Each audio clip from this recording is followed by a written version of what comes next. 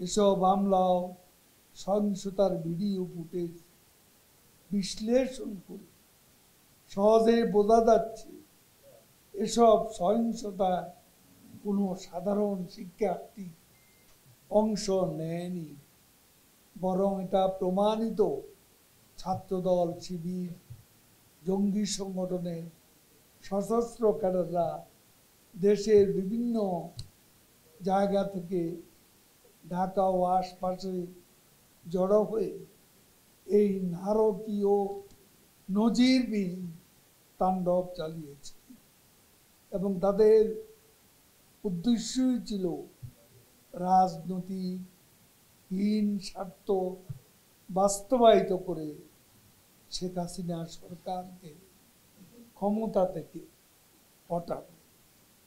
আমরা বিশ্বাস করি কোনো সাধারণ শিক্ষার্থী এবং দেশ বিরোধী ধ্বংসযজ্ঞ চালাতে পারে না।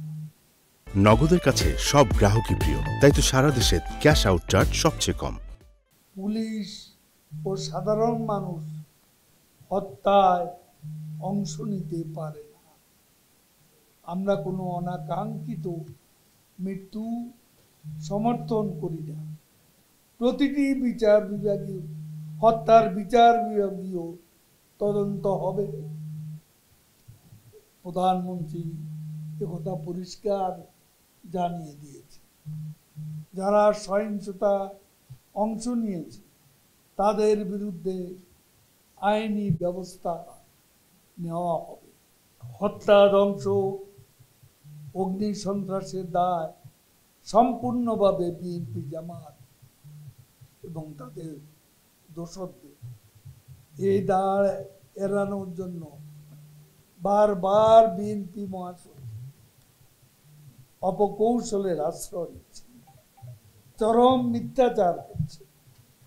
শিক্ষার্থীদের আন্দোলন ছিল শিক্ষা প্রতিষ্ঠানে, সে আন্দোলনকে উস্কে দিয়ে দেশ বিরোধী অপশক্তি বিএনপি, জামাত সেটাকে সর্বত্র ছড়িয়ে দিয়েছে। মির্জা ফখরুল যাই বলুক, রাজধানী ঢাকা সহ সারা দেশে যারা নারকীয় ধ্বংসযজ্ঞ, ভাঙচুর, অগ্নিসংযোগ, এমনকি লুটপাট, বিটিভি ভবন ধ্বংস করেছে, আগুনে পুড়িয়েছে, তার আগে লুটপাট। নগদের কাছে সব গ্রাহকই প্রিয়, তাই তো সারা দেশে ক্যাশ আউট চার্জ সবচেয়ে কম।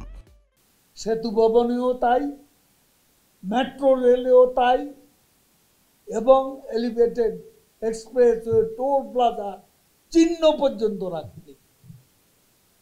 এবং বিভিন্ন জায়গায় আজকে আমরা যে খবর, ঠিক ৭১-এর কায়দা পাকিস্তানি হানাদার বাহিনী যে কায়দা লুটপাট করেছে, যে কায়দা নারকীয় হত্যাযজ্ঞ চালিয়েছে বিএনপি, জামাত, সেই পাকিস্তানি ধারার রাজনীতিরই প্রেতাত্মা। এরাই তাদের উত্তরসূরি এবং এরাই আজকে বাংলাদেশকে একটা, যেই বাংলাদেশ সারা পৃথিবীতে শেখ হাসিনার নেতৃত্বে উন্নয়নের বিশ্ব উন্নয়নশীল স্বল্পোন্নত দেশ থেকে উন্নয়নশীল দেশে পরিণত হয়েছে, সারা বিশ্ব যে বাংলাদেশকে সমীহ করে, সেই বাংলাদেশকে খাটো করার জন্য, ছোট করার জন্য, সেই বাংলাদেশের ভাবমূর্তি ক্ষুণ্ণ করার জন্য এই স্বাধীনতা বিরোধী, মানবতা বিরোধী, মুক্তিযুদ্ধ বিরোধী, গণতন্ত্র বিরোধী অপশক্তি এই লুটতরাজ এবং হত্যাকাণ্ড, এই তাণ্ডব চালিয়েছে।